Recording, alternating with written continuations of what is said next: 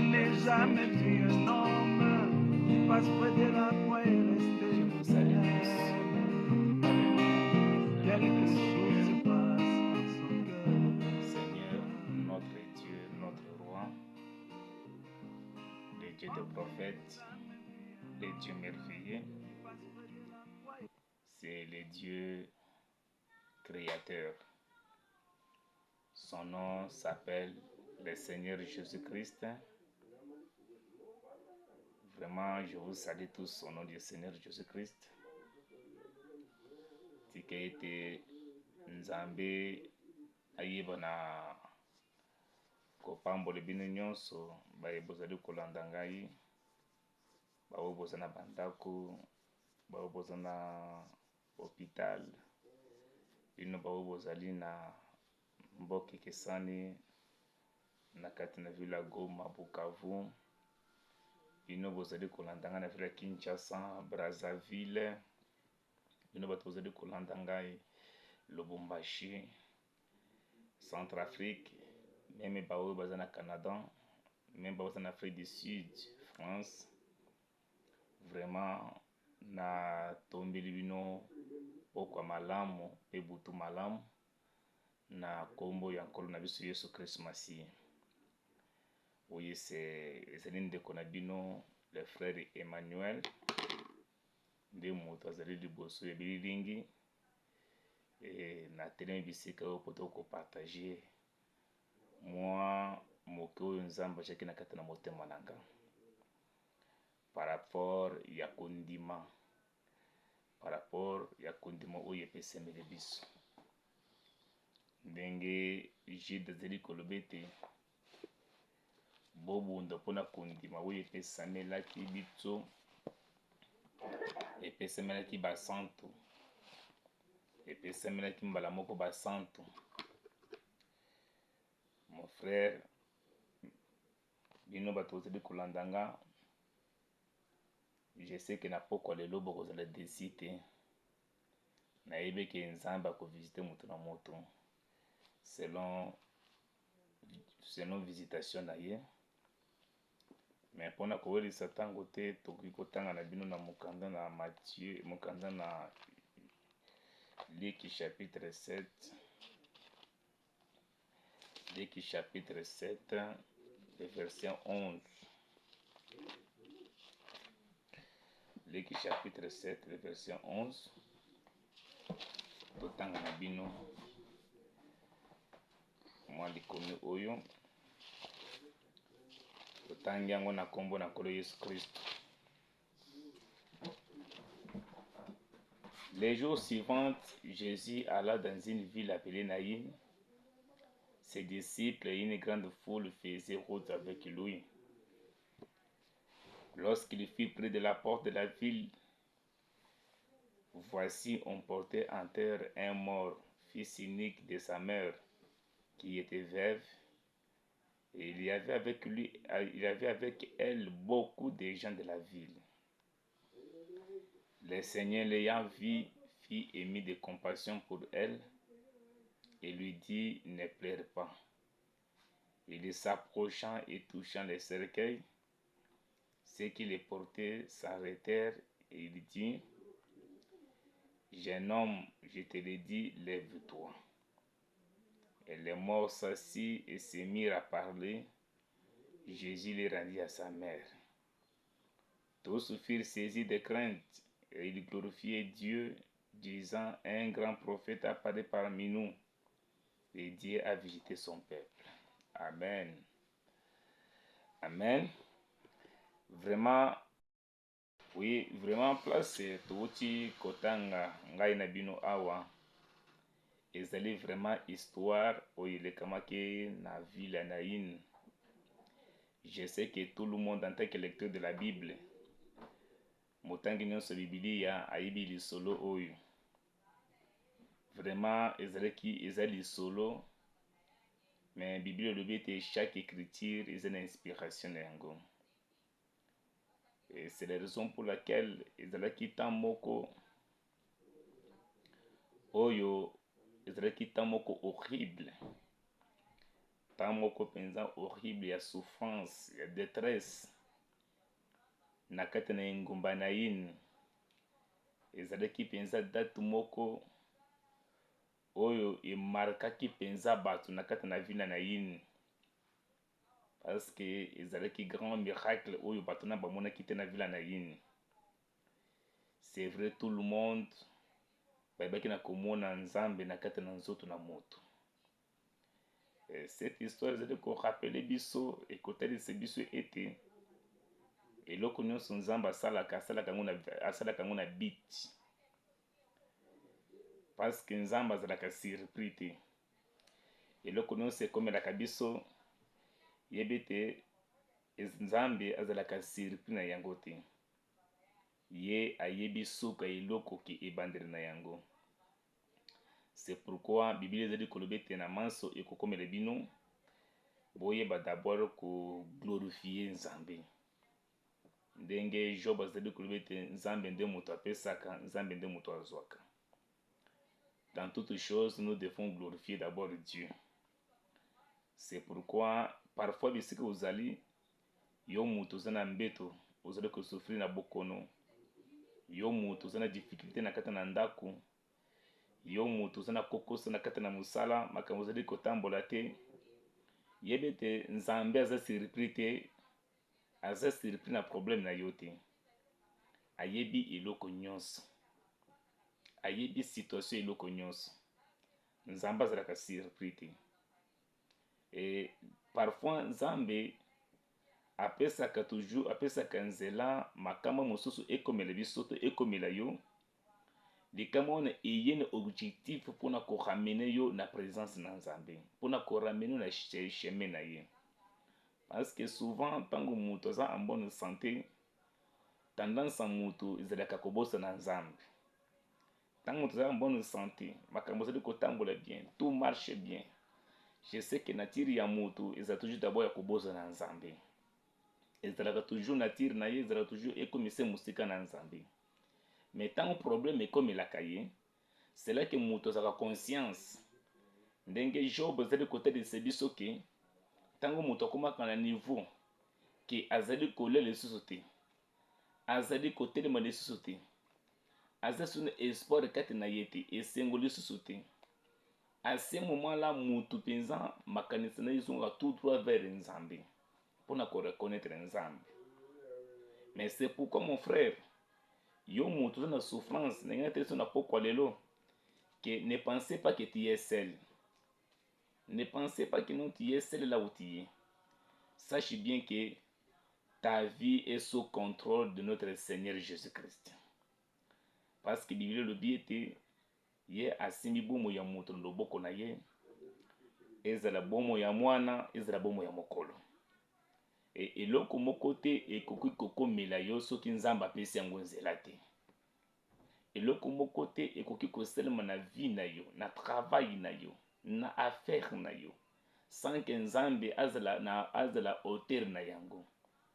Je sais que nzambe atika makambo so ekomela biso, na tini te biso tozwa conscience en tant que bana na nzambe, tobana kobenga ye ke ye akota na mosala, tobana kobenga ye po te ye ase manifester. Et souvent nzambe se manifestaka na temps oyo espoir eza lisusu te, na temps oyo espoir eza lisusu te, na temps oyo lisusu na boyebi te, nde na temps wana nzambe akotaka na intervention. Parce que la Bible dit, lui il est un secours qui ne manque pas dans les temps de détresse. C'est pourquoi mon frère, mon bien-aimé, que tout le monde qui veut vous, azalaki mwasi ou azalaki ensemble na mobile na ye. Avant que mobile na kufa, azalaki abalamaki lokola basinso babalamaka. Il y a un certain moment, lokola moto ayebaka lobi te, parce que toza limité. Moto ayebi lelo, moto ayebi lobi luleki, esi lekaki, mais moto ayebi te nini ekosema liboso. Parce que moto asimi futur na biso eza obele nzambe. Moto asimi futur ya moto na moto, to avenir ya moto na moto, oyo eza na clé na maboko na ye ezali obele mokili na biso kolo Yesu Christ Masi. C'est pourquoi tozali komona ete ce veuve ici ayebaki na kopetre mobali na ye, atikalaki na bomengo na ye moko. Bomengo wana banda kokonsole ye, bomengo wana ezalaki mwana na ye mobali. À un certain moment mwana mpe abelaki, en tant que mama lokola banda koleki mingi aseforsaki po ete mwana azala en vie. À un certain moment mwana mpe aye kokufa. Etango mwana akufaki, yebi ete bien aimé eza na temps oyo okomi na difficulté nde ntango mosusu balangage ya bato mosusu ekomaka. Eza ntango mosusu bato mosusu bakokima yo, bato mosusu bakonéglige yo, bato mosusu bakoloba n'importe quoi. Mais ntango baleli mwana bazwi mwana bakende na cimetière. Mais likambo kokamwa na kati na ville banda mokonzi ya ville, moto nyonso administrateur, tout le monde, même maman, personne ayebaki lobi, personne ayebaki futur. Tout le monde bazwaki mwana bakende na cimetière mpona kokunda ye. Mais bayebaki te nini esengeli koma liboso. Et Bible ezotalisa biso te ntango babimi na ville kobima na ya bango baye kokroise na un homme, baye kokota na kati na croisement ya moto achangeaka situation, na moto achangeaka penza situation ya moto na moto. Et cet homme là c'est qui? C'est le Seigneur Jésus-Christ.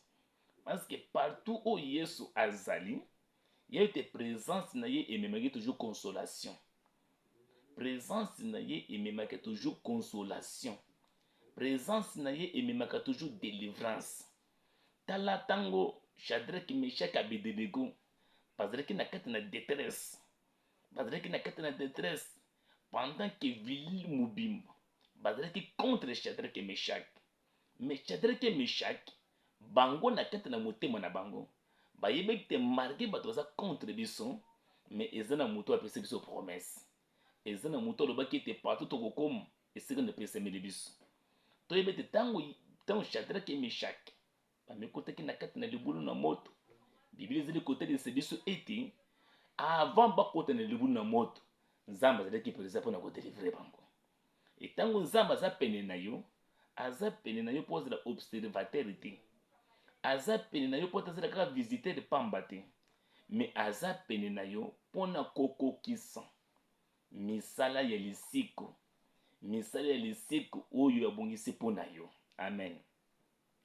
Tala Pierre, na tango azalaki na kati na boloko, azalaki mpenza enfermé na kati na boloko, mais tango présence na ye ekotaki na kati na prison, tango présence na ye ekotaki na kati na prison, eke Pierre ayebaki na kolongo na kati na boloko, parce que présence na nkolo yango emema consolation. C'est pourquoi tout le monde est tango présence na nkolo Yesu ekota na kati na chemin na nzela ya mama oyo ememaki consolation, ememaki pesa une bonne résultat, ememaki espoir, ememaki pensa délivrance, ememaki esengo. C'est pour te dire mon frère qu'il y a un homme où azali capable ya koyeba komema consolation na vie na yo, na libota na yo, na ndako na yo, na mosala na yo. C'est qui là?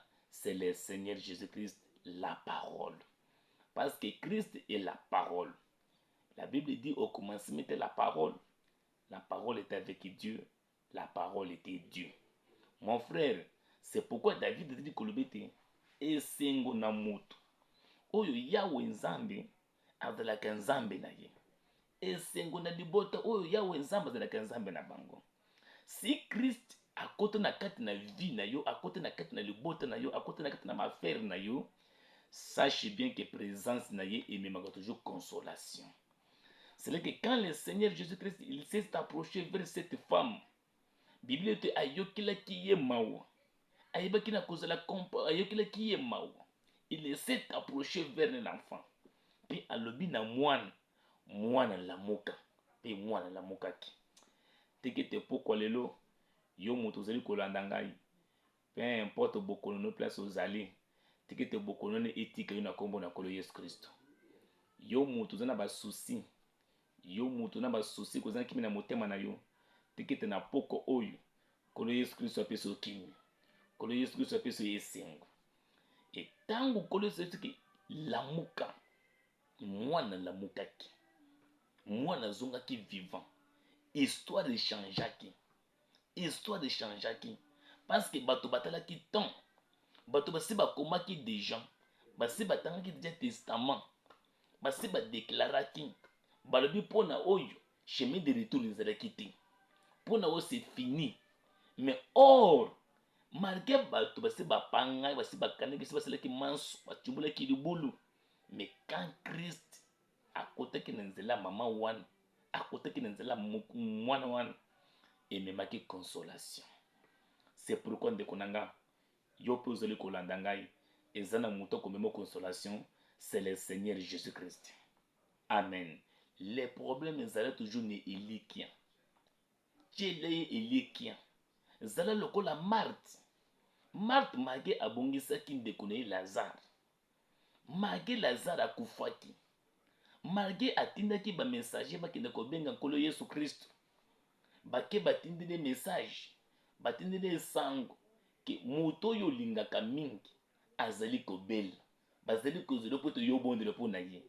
Nkolo Yesu akenda kiti. Asekata kati. Bamemeli deuxième message. Ke moto yo banda kolinga mingi Lazare. Asili kokufa. Asili kokufa. Mais marqué liwa ya Lazare. Marthe ayebaki na koperdre position na yete en tant que croyant. Parce que ayebaki te tout concourt au bien de ceux qui aiment Dieu. Tout concourt au bien de ceux qui aiment Dieu. Ndeko nanga makambo nyonso etambolaka malamu na bato balingaka Nzambe. Kokanisa te ki difficulté oza na yango, Nzamba tiki yo. Non. Yebi te Nzamba aza pene na yo. Yebi te Nzambe aza na temps na ye. Parce que Nzamba asalaka eloko nyonso na tango na ye. Aza na esika. Aza na mwangu. O tobingi destin. Nzamba aza na destin moko abongisi mpo na yo. Destin wana Nzamba asa abongisi esika. Oyo akokisa destin wana. Mpe Nzamba asa abongisi temps. Les problèmes, soyez tranquille devant Dieu. Observez la parole de Dieu. Observez la promesse. Marc Makinde Guna Koufaki. Mais il savait. Ayebaki ki dans la Bible, ezalaki na mwasi, la femme sunamite, ayebaki na kobongisa mwana na ye. Mwana kufaki. Mais femme sunamite ayebaki na kolemba te. Femme sunamite ayebisi baseli na ye. Mage mwana oyo akufinga. Mage mwana akufinga. Mais na kati na mboka, nous avons un prophète. Parce que la présence d'un prophète, c'est la présence de Dieu lui-même. Quand vous avez un prophète dans la ville, c'est la visitation du Dieu vivant. C'est la visitation de notre Créateur. Parce que la parole de Dieu vient au prophète. C'est le prophète qui n'a qu'à maîtriser le langage ensemble. C'est pourquoi dans cet âge ici, toi qui me suis, Dieu nous a envoyé un prophète. Et ce prophète, c'est le prophète de Malachie 4. Ce prophète s'appelle William Marion Branham. C'est lui qui Nzamba yebaki na ko promettre biso. Avant Nzamba tumba mokili. Avant Nzamba tumba ba méchant. Avant Nzamba tumba bato na 15 ans. Alobaki eti na kotinda musakoli, na kotinda Eli le prophète. Tango yakoya akurestaurer kondima ya bana pona koyoma kondima batata. Et cet homme William Marion Branham aye pona ko restaurer, ko accomplir une mission. C'est pourquoi le message du temps de la fin consiste, le message du temps de la fin, c'est le Seigneur Jésus-Christ lui-même qui est venu pour nous visiter dans un homme, dans la chair humaine, appelé William Branham. C'est pourquoi mon bien-aimé, ne soyez pas ballottés. Ne soyez pas ballottés, mais soyez fondés sur les rocs solides. Et les rocs solides, c'est le message du temps de la fin. C'est la parole de Dieu. Quand Dieu dit quelque chose, toi reste là. Tango Nzamba lobino eloko, ata oyomeli, ata makambo zeli kotambola te, ata makambo zeli kosimba te, yebe te même si lelo ekosimbi te, lobi ekosimba. Soki lobi esimbi te, lobi wana ekosimba. parce que nzamba aza fidèle na maloba na ye. Kotala jiri ya bokono na yo te, kotala jiri ya maladi oza na yango te. To ba médecin balobi na nga ke nazobela cancer, nakokufa na cancer, nakokufa na diabète, nakokufa na tension, nakokufa na hernie, nakokufa na maladie, peu importe kombo oyo médecin alobi. Biblia elobi boye, liloba na nzambe elobi boye. Toute parole de l'homme, toute déclaration de l'homme sont considérées comme mensonge. Seule la parole de Dieu est la vérité. Malgré ba médecin bakoki koloba, malgré bato bakoki koloba, malgré bakoki ko déclarer, na mato ye sonne bien, mais soki nzambe nanu na confirmer yango te, yete déclaration na bango eza lokota. Marthe alembaki te. Marthe alembaki te. Parce qu'il savait que non, tango atangaki l'histoire des femmes tsunamite, la femme tsunamite atangaki bisaka na ye, alobelaki ni mutu moko te, ni mobali na ye, ni personne. Atiaki mpe makelele te, otala situation nanga, tala problème nanga. Non, dans son cœur, na kete na motema na ye, ayebaki te, il y a un prophète quelque part. Il y a les représentants de Dieu quelque part. C'est qui? C'est le prophète. C'est le prophète. C'est le prophète Élisée. C'est lui qui représentait la présence de Dieu dans la ville. Mais bien aimé, aimez la parole de Dieu. Nzamba yaka toujours na moment moko oyo ozali koyeba te. Marthe alembaki te. Il savait que non, malgré Ayete, tout concourt au bien de ceux qui aiment Dieu. C'est pourquoi je viens aussi pour te dire, toi qui m'écoutes maintenant même,